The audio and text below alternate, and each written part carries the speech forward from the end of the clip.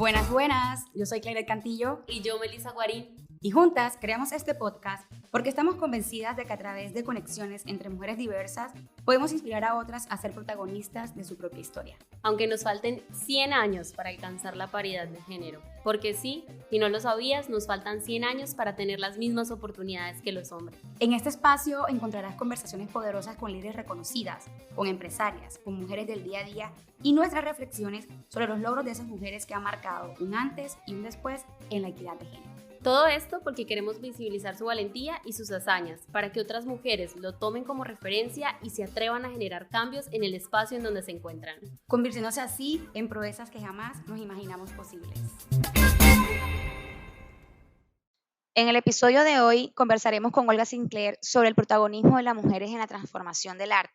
Y además escucharemos su historia como solo ella la sabe contar. Bienvenida, Olga, a Proeza Podcast. ¿Cómo estás? Buenos días, muchachas. Muy bien, gracias a Dios. Muy contenta de estar con ustedes y compartir nuestros pensamientos. Con Olga estaremos hablando de las mujeres, el arte y el papel que jugamos dentro de él. Olga, para empezar nos gustaría mucho que nos contaras un poco de ti. ¿Quién eres tú?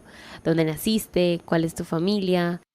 Ay, la verdad que esa es una pregunta que me encanta y que para resumirla necesito por lo menos pensar y remontarme a mi infancia, que nací en un hogar maravilloso, un artista, mi padre, el pintor famoso Alfredo Sinclair, y una madre maravillosa que tenía una forma de pensar muy, muy enfocada para el desarrollo de su familia y el éxito de su esposo. Entonces, pues nací en la ciudad de Panamá, ya todos saben que tengo 63 años, pero lo lindo es que crecí en ese mundo de arte y la verdad que fue maravilloso saber que un niño con unos hermanos, unos niños puedan crecer en un mundo exquisito donde se escucha todos los días música clásica o se lee buenos libros y se ven buenos programas. Yo creo que eso es algo que deberíamos de retomar en el día de hoy porque los de mi generación nos sentimos muy privilegiados por ese entorno.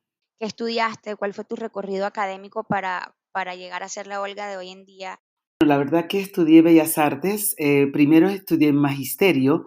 Mi mamá me pidió que estudiase Magisterio porque pensaba que si no lograba vender un cuadro y no tener una carrera exitosa, autosuficientemente económica, tenía otra posibilidad de abrir una academia de artes y ser la directora de esa academia. Por lo cual estudié Magisterio, que es una bendición porque al final estudiar la pedagogía infantil, la metodología de clases, el pensum académico, todo eso ayuda al desarrollo de las facultades de una persona, de un artista, porque hay que ver que los artistas somos personas que no tenemos jefes ni compañeros de trabajo y somos solitarios de nuestros estudios y nuestros espacios. Entonces, tener este bagaje metodológico me ayudó muchísimo. Luego fui a estudiar a Madrid a los 18 años en la Escuela de Artes Aplicadas y Oficios Artísticos y era de esos primeros latinoamericanos en el año 76 que cruzaban el charco, como bien le dicen, y veníamos a estudiarla a la Gran España, ya que Franco acababa de morir y se habían abierto las puertas para un nuevo encuentro de culturas, un nuevo encuentro de mundos y que nosotros pudiésemos gozar del privilegio histórico que tenía España en el momento y logré pues estudiar Bellas Artes y fue la primera vez a los 18 años que en mi escuela entré y habían 10 modelos desnudos, cosa que en Latinoamérica es visto como una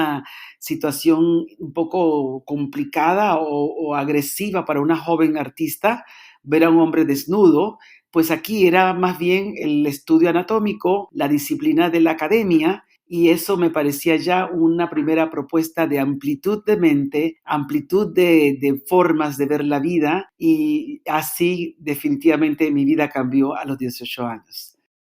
Olga, y nos gustaría un poco también saber en qué proyectos te encuentras actualmente y qué podemos esperar de ti en los próximos meses.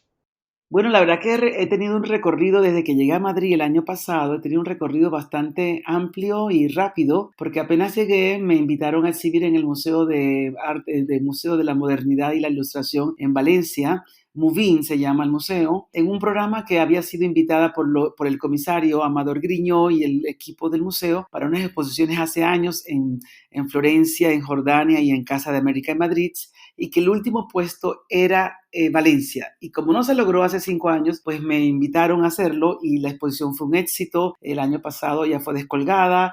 Luego, en diciembre, participé de la Feria de Artes Visuales de la Fundación Carlos Amberes en Madrid, en Claudio Cuello, y de verdad que me emocioné mucho porque tanto público, tanta gente del pasado que volvieron a encontrarme hace 45 años que viví aquí en Madrid. Entonces, encontrarme y tener ese reencuentro fue algo precioso. Y pues ahora pronto también exhibo en Cuenca. La Municipalidad de Cuenca quiere que exhiba allí, entonces estamos ahora mismo organizando ese montaje y luego me han prometido el Círculo de Artistas de Barcelona, que también están trabajando conmigo, me han prometido exposiciones en toda España. Y me encanta todo eso porque sin quererlo y sin saberlo, como que los astros se han confabulado y alineado para que pueda volver a tener una presencia dentro del mundo actual contemporáneo del arte en España.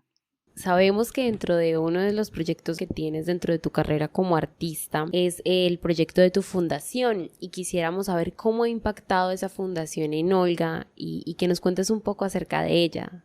Bueno, yo pienso que el mundo de las fundaciones tiene un preámbulo totalmente espiritual y de análisis. Nadie abre una fundación así porque sí o por antojo propio. Yo creo que toda fundación tiene una misión, una visión que ejecutar y lo mío fue un proceso bastante largo que me produjo por lo menos una simbiosis de ideas en donde yo entendía y sabía y comprendía que si yo había tenido el privilegio de tener un hogar tan maravilloso como el de mis padres, Alfredo y Olga, no todos los niños tienen un hogar donde haya tanta sensibilidad para gozar de momentos estéticos, de la obra de arte, de la buena música, del buen entorno. Entonces yo me decía a mí misma, si yo vengo de orígenes humildes y todos triunfamos, mis hermanos y yo, y todos fuimos gente muy trabajadora, hemos sido gente muy estudiosa. ¿Qué va a pasar con aquellos niños que caen, como quien dice, en hogares equivocados? Hogares en donde los padres no tienen esa conciencia elevada para entender que un hijo tiene talento y nadie se lo desarrolla. Entonces, después de ciertos eventos míos personales y espirituales, decidí, después de 9 u 8 años de estar meditando, analizando, haciendo ayunos, amaneció aquel día que dije que tenía que hacer una fundación para que el arte pudiera llegar a todos los niveles de la sociedad y no quedase como una circunstancia elitista en donde solamente las personas de poder económico podrían mandar a un hijo a estudiar bellas artes o desarrollar su arte o adquirir una obra de arte. Entonces decidí hacerlo hace ya 10 años y he tenido la gran suerte que he tenido muy buenos mecenas, sponsors que me han apoyado y todos mis sueños han ido haciendo realidad porque al día de hoy ya hemos pintado con alrededor de 95,000 niños en 3 continentes y ahora que he llegado a Madrid, pues me están ofreciendo, una vez que pasemos este periodo de la pandemia, me han ofrecido pues llevar estos talleres a todos los pueblos y a todas las ciudades españolas porque les parece que es una idea maravillosa, una idea transgresora y alucinante, como dicen los españoles, y eso me emociona porque si ha venido de una cabeza loca como la mía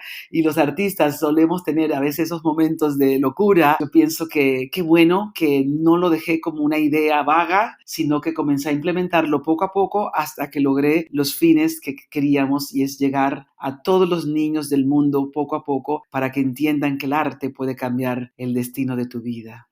Me gusta mucho y es muy admirable la manera en la que conectas todo el tema espiritual con la fundación y logras llevar a cabo este propósito más allá de ser una artista reconocida, sino porque realmente tenías esta necesidad de conectar y llevar el arte, como dices, de a poco a todos los niños del mundo. Olga, me gustaría mucho saber actualmente qué te inspira y qué te preocupa del arte. Bueno, en el medio actual yo pienso que hay muchos factores que pueden ser contraproducentes para el desarrollo de las artes plásticas. ¿Por qué? Porque existen mucho las redes sociales y las redes sociales tienden a prostituir muchas veces las propuestas serias de arte. Eso significa que hay mucho copy and paste, mucha gente que ve lo que estás haciendo y se copian, te calcan, reproducen, no solamente se inspiran en ti, sino que también tienden a ese plagio de ideas. Y eso hay que tener cuidado porque desafortunadamente ahora los medios de comunicación llegan a todo el mundo en un santiamén y no hay una especie de filtro que pueda lograr traspasar lo que es exquisitamente válido. Dicho esto, por otro lado, creo que vale la pena también esas mismas redes y esos mismos medios tratar de explotar las ideas porque a través de la pandemia, muchas madres y padres de familia me escribían a mí en los medios y me decían que gracias a esos talleres de la Fundación Olga Sinclair, sus hijitos metidos en un confinamiento de 6 meses, por lo menos en Panamá, le pedían a sus papás, por favor, vamos a pintar todos los días porque quiero pintar, papá. Y se metían en un cuarto y los 3 o 4 o 5 hijos pintaban 1 o 2 horas, como decían ellos, a la manera de la tía Olguita Sinclair. Entonces, eso me parece lindo porque por lo menos siento que deja una huella, una inspiración y una forma de que ellos se sientan que también pueden lograrlo a través de sus propias expresiones. Quería preguntarte, ¿qué piensas tú del rol que juegan las mujeres en el arte y cómo han sido visibilizadas a través de la historia? O sea, sabemos que las mujeres en sus inicios pues no podían expresar a través del arte y muchas veces ponían el nombre de un hombre o de una mujer blanca que las mujeres podían pintar. Y ahorita en nuestro mundo con tantas problemáticas, crisis económica, pobreza, hambre y nosotros recientemente saliendo de una crisis humanitaria, pues parece que el empoderamiento de la mujer, que la visibilidad del feminismo no se está dando como quisiéramos. ¿Qué piensas tú sobre esto? Yo siempre he pensado que la historia de la humanidad ha tenido muchísimos capítulos que pueden ser tristes y no solamente para la mujer que ha sufrido por siglos de siglos el sometimiento de una sociedad que más bien ha sido machista. Eso ya todos conocemos la historia y que las mujeres del siglo XV, XVI, cuando tenían ideas maravillosas, se les tildaba de brujas y bueno, ya sabemos que hemos sido muy coaccionadas en esos aspectos. Pero obviamente los tiempos van cambiando y ya gracias a Dios tenemos muchos años que las mujeres pueden votar para escoger un presidente, las mujeres pueden pintar un cuadro igual que un hombre, pero yo insisto en que, como decía mi papá, no se trata de géneros. Él me decía, tú, mi amor, pintas con una fuerza que pareciera que fuera un hombre pintando de la fuerza que tienes, pero a la vez tienes una delicadeza y unos trazos sutiles y amables que se nota el trazo hermoso y femenino de una dama. Pero él me decía, el punto está que a veces queremos tender a enfocarnos en el aspecto de los géneros, pero él me decía, ¿acaso hay una matemática femenina y una matemática masculina? ¿O una ciencia femenina y una ciencia masculina? ¿Por qué tiene que haber un arte masculino y otro femenino? Entonces, cuando hacíamos este tipo de análisis y filosóficos, llegábamos a la conclusión que al final el asunto del género es algo que debería ser un poquito estudiado con mucho más amplitud, porque siempre hay dos caras y dos partes de las historias. Una mujer que no haya tenido un hombre que la aprecie a su lado es muy triste y es una cosa que es lamentable. Pero ¿quiénes somos a veces nuestras propias enemigas? Las mujeres. Entonces yo por eso que he recomendado muchas veces que leamos aquel libro que les comenté una vez, Las mujeres que corren con los lobos, porque nos hacen conocernos a nosotras mismas de una manera más profunda. Entonces si tú te conoces a ti misma, y yo frente al Sir Francis Bacon en Londres con 26 años, el gran maestro Bacon, yo decía, si este hombre ha pintado estos cuadros de 9 metros, yo también puedo hacerlo. Entonces, yo no veía en Bacon un contrincante opuesto a mi persona. Al contrario, lo veía como un inspirador, como para mí también fue la maestra Frida Kahlo.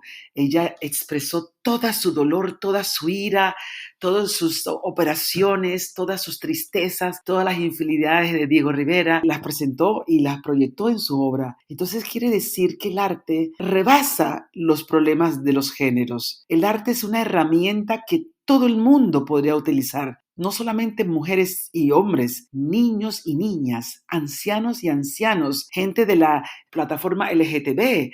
Toda persona tiene derecho a ser artista o expresar sus sentimientos a través del arte. Entonces, yo creo que llegará el momento en donde tendremos que pasar un poco la página, porque yo aquí en España y en Europa veo las marchas de las mujeres y el feminismo y me da, de cierto otro modo, me da tristeza porque en mi casa, mi mamá y yo éramos las reinas de la casa y mi papá nos veía a nosotros como las reinas de la casa y nunca hubo problemas de género. Entonces, me da dolor porque siento que todas esas mujeres tienen quizás un vacío, que no fueron apreciadas, no fueron respetadas. Yo en todo momento las apoyo, pero también les hago ver que un mundo solamente de mujeres es imposible, como si fuese también un mundo solamente de hombres. Todo lo complementario tiene validez. Para mí lo complementario es como el color naranja con el azul, que en la escala de colores son complementarios y uno sin el otro no vibra con la vibración visual que suele vibrar. Entonces, a mí me gusta, por ejemplo, mi carácter con el de mi pareja.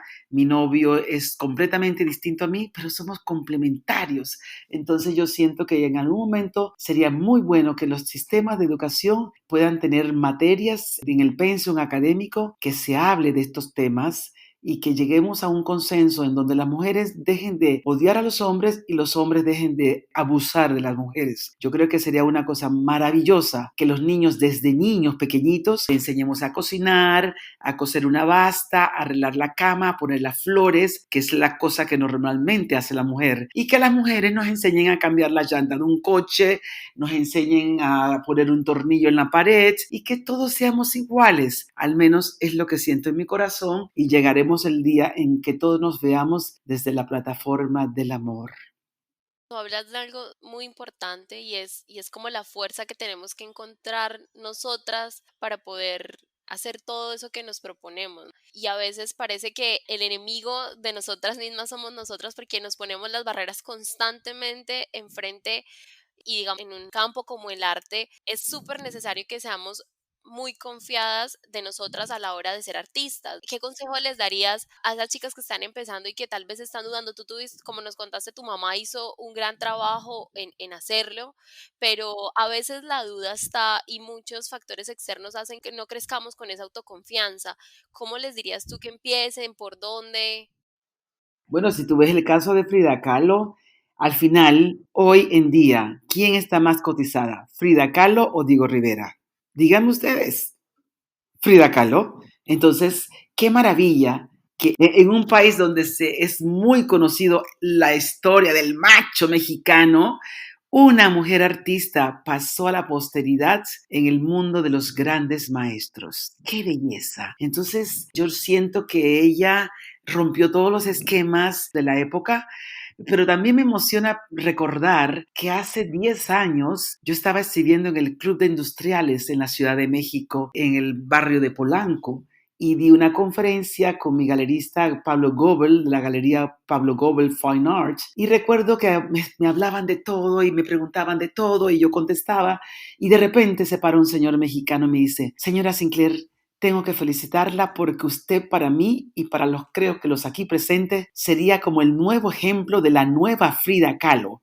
Ya no la mujer sufrida, coaccionada, que también pasó mucho dolor físico y mental, sino la artista alegre, la artista feliz, que pinta con alegría, con color, que en ese caso sería usted, señora Sinclair. Entonces, usted está pasando la página de la historia del arte mexicano, abriéndonos a nosotros una nueva forma de ver el arte de la mujer con alegría, con admiración y diciendo que no nos podemos quedar encasillados en una época. Porque al final, ¿qué ocurre?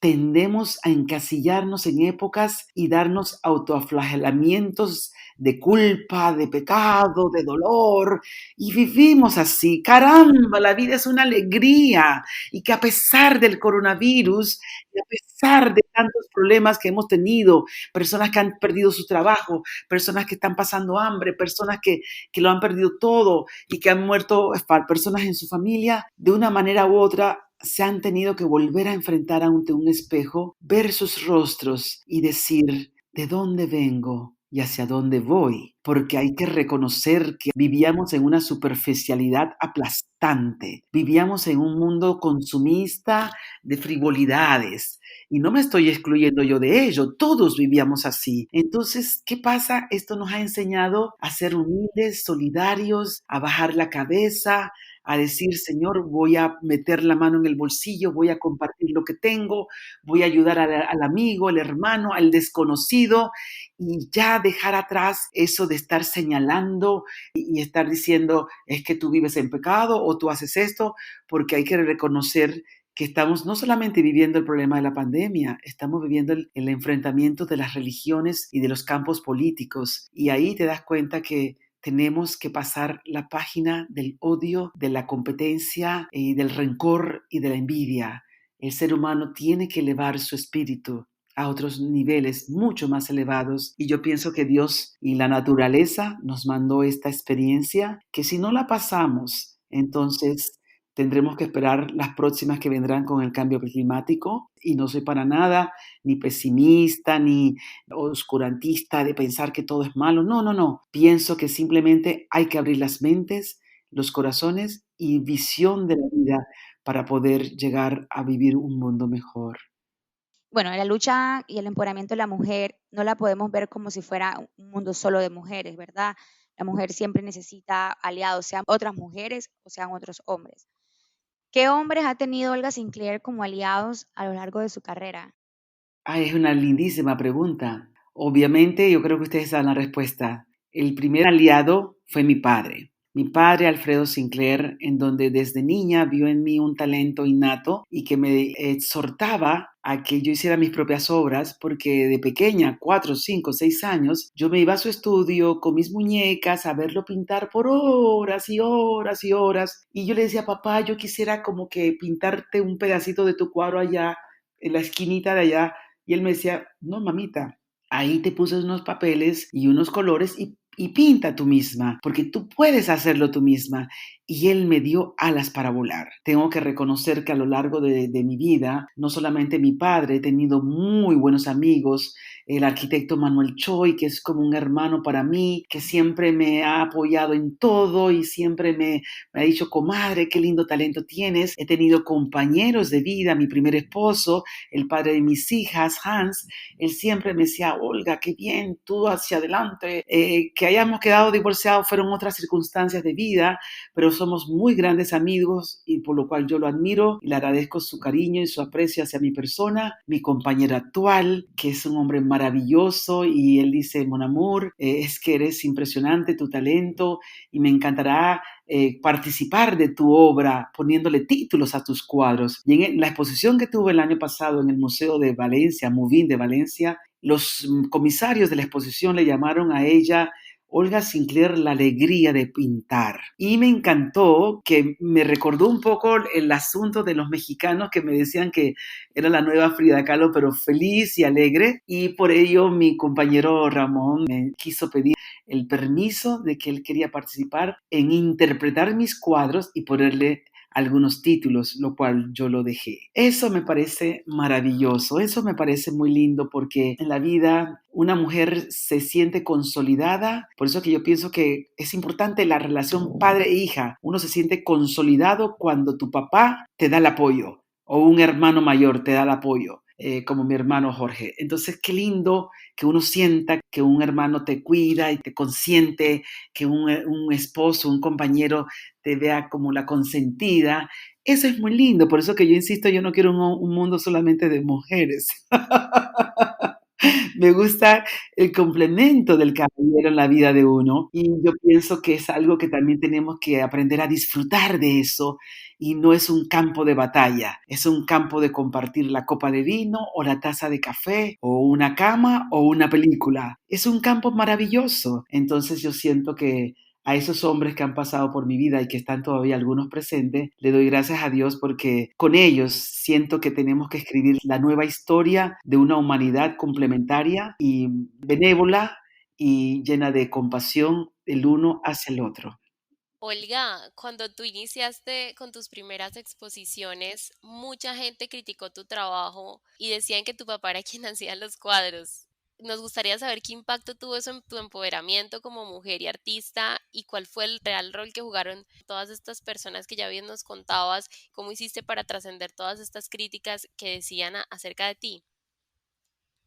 Bueno, yo pienso que me ayudó muchísimo el hecho de que mis padres creyeran en mí. tengo que reconocer que me ayudó muchísimo. Y casi me dan ganas de llorar, discúlpenme.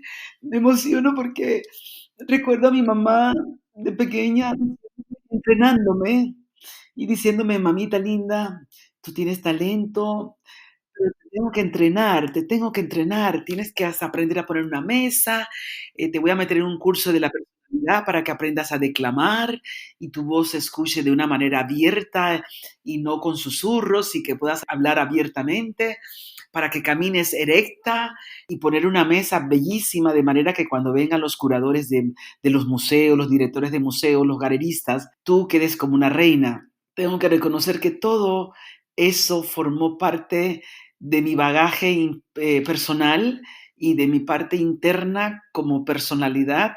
Desarrolló mi personalidad con confianza porque los retos de la vida, enfrentarse al mundo allá afuera, una vez que sales del portal de tu casa, hay que reconocer que cada día son más hostiles, son retos que te hacen sentir hasta con miedo de salir de casa, porque si llevas una mascarilla mal puesta, te pueden criticar hasta gritar, a ver qué te pasa, o si estás, no sé qué, con un perro, te gritan, no sé. Hay muchas circunstancias actuales que sales a la calle y las personas pueden ser agresivas, pero cuando vas creciendo con esos consejos, con ese amor incondicional de decirte, mira hacia adentro, sigue tus sueños, sigue tu corazón. Mamita, no escuches a nadie. Cuando tengas un sueño para ti, trabaja consuetudinariamente por tu sueño. Y cuando lo presentes y te critiquen, no escuches las malas críticas porque pueden estar llenas de envidia y de mala hazaña. Tú sé la autocrítica de tu propia obra para saber que lo que estás exponiendo sea de calidad. Porque como decía Quijote al Sancho Panza, si nos critican es porque significa que estamos andando, vamos avanzando y no nos podemos detener ante esa parte malsana del ser humano que a veces quiere como que menospreciar al que tiene el talento. Entonces, yo pienso que una vez que tú tengas tu personalidad bien equilibrada y si no tienes unos papás como los míos, pues ve a un psiquiatra, a un psicólogo que te dé buenos libros, que te ayude a encontrarte a ti misma, que te haga sentir con confianza en ti misma o en ti mismo y hacia adelante, porque tu éxito va a callarle la boca a los enemigos y luego tu compasión va a hacer que tú hagas las paces con ese enemigo que te quiso acuchillar o quiso hablar mal de ti o a sottovoce o a tus espaldas y decirle, hermano, tranquilo, hay espacio y hay lugar para todos, porque vuelvo a insistir, desde la plataforma del amor tendremos la capacidad para unir los corazones. Padres, los profesores, los mentores, los amigos siempre juegan un papel importante en nuestras vidas y siempre tenemos que tener como la mente abierta y el corazón también súper abierto para recibir los consejos, como las fuerzas de las personas que realmente nos quieren, ¿verdad? Y bueno, es difícil brillar siendo mujer, sea en el arte o en otros espacios.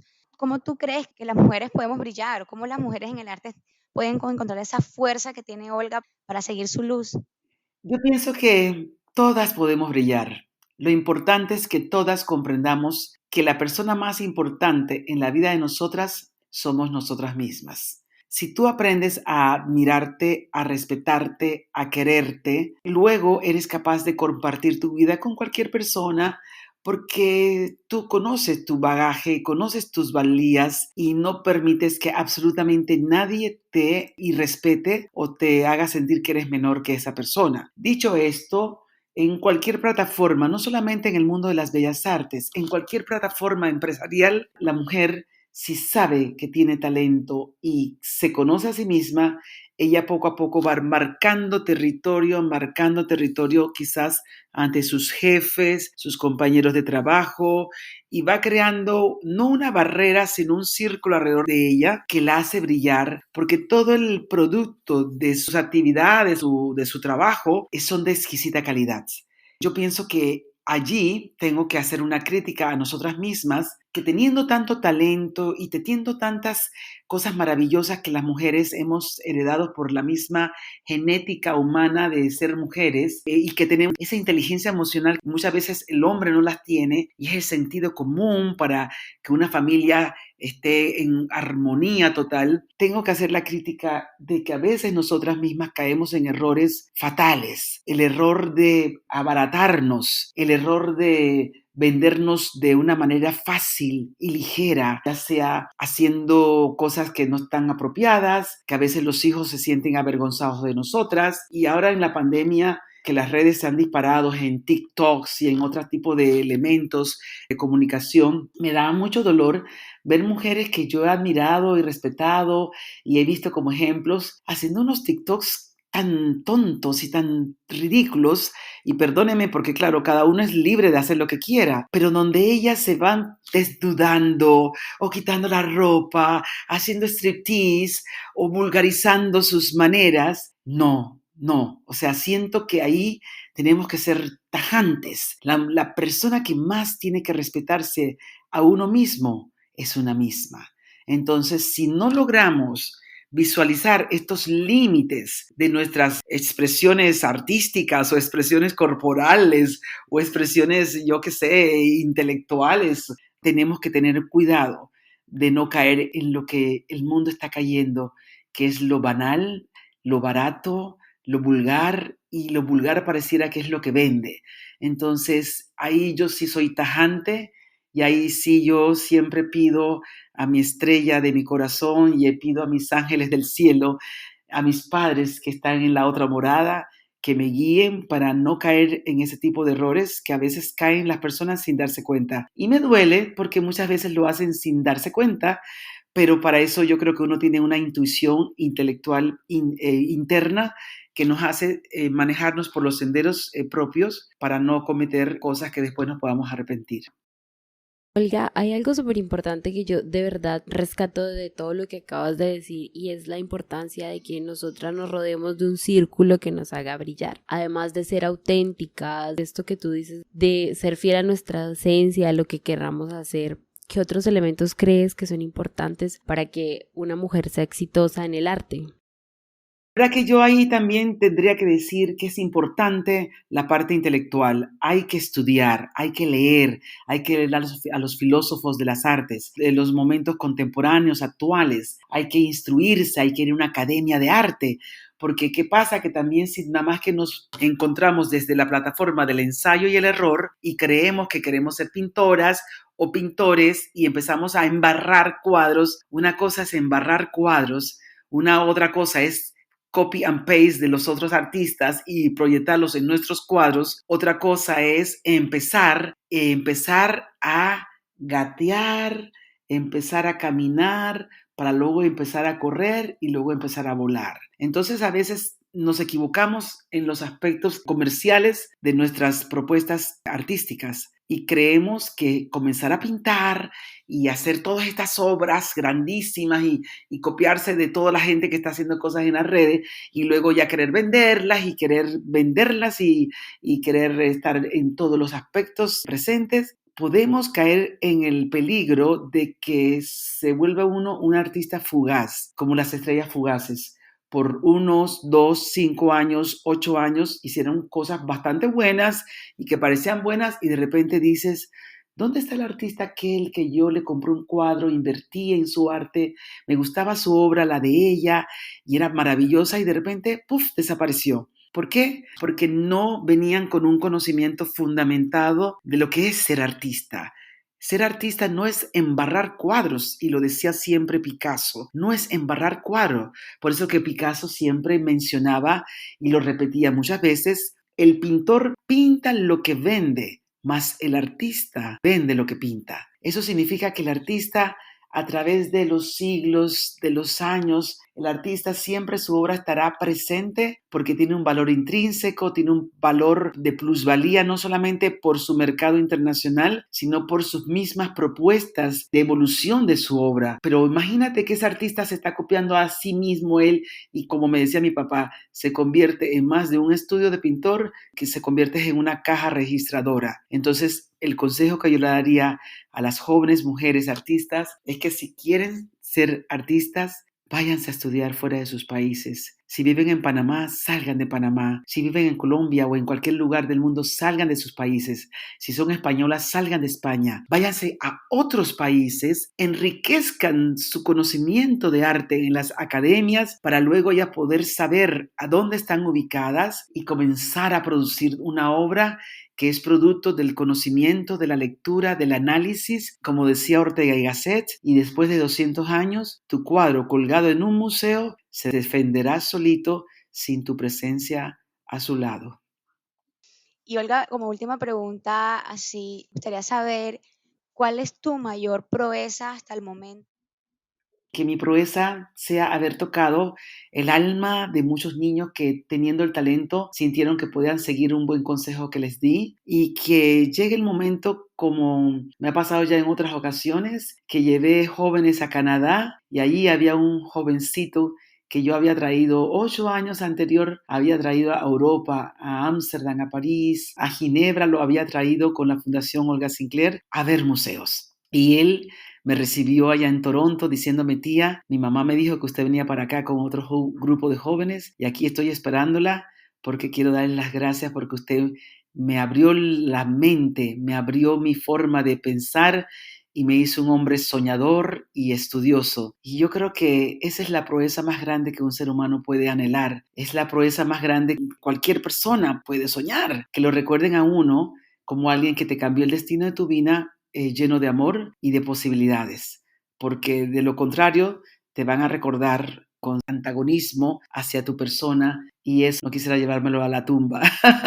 Aunque yo creo que, como me dicen por allí, voy a vivir tantos años como mi papá. Y con ese mundo que está allá afuera, yo le digo al Señor: ay Señor, por favor, con 85 que uno se conforma. Si tienes salud, una taza de café o una copa de vino, y tus hijos que te vengan a visitar de vez en cuando, mis 2 niñas, que me vengan a visitar de vez en cuando. Más de eso no le pido a la vida, muchachas, de verdad. Me siento muy feliz porque este conversatorio me hace recordar cosas tan lindas y ustedes me han hecho recordar muchas cosas del pasado como un déjà vu que a veces olvido en la rutina diaria. Gracias, chicas. Gracias a ti por acompañarnos, por transmitirnos toda esa energía de espiritualidad, ese amor que tienes en tu corazón. Es un placer tenerte aquí. Gracias, de verdad, muchísimas gracias. Hoy acabamos de escuchar a Olga Sinclair, nos ha compartido su historia, las cosas buenas y no tan buenas de atreverse a ser única y pensar diferente. Podemos resumir este episodio en 2 palabras: mucha autenticidad y conexión. Si estamos conectadas y creemos en ser genuinamente nosotras, seguro tendremos una carrera tan brillante como la de Olga Sinclair. Además, Olga nos enseña que la espiritualidad y el amor por todo lo que nos rodea y estar convencidas de nuestro talento son la mezcla perfecta para seguir haciendo proezas como mujeres. Olga, de verdad, mil gracias. Muchas gracias por escucharnos. Recuerden que la única manera de liderar cambios es confiando en nuestro propio poder. Vamos a seguir escribiendo proezas juntas. Pueden escuchar nuestros episodios en aplicaciones como Spotify, Apple Podcasts, Google y YouTube. Y recuerden seguirnos en Instagram como @proezapodcast. Contar nuestra historia para inspirar a otras mujeres es la mayor proeza que podemos realizar juntas.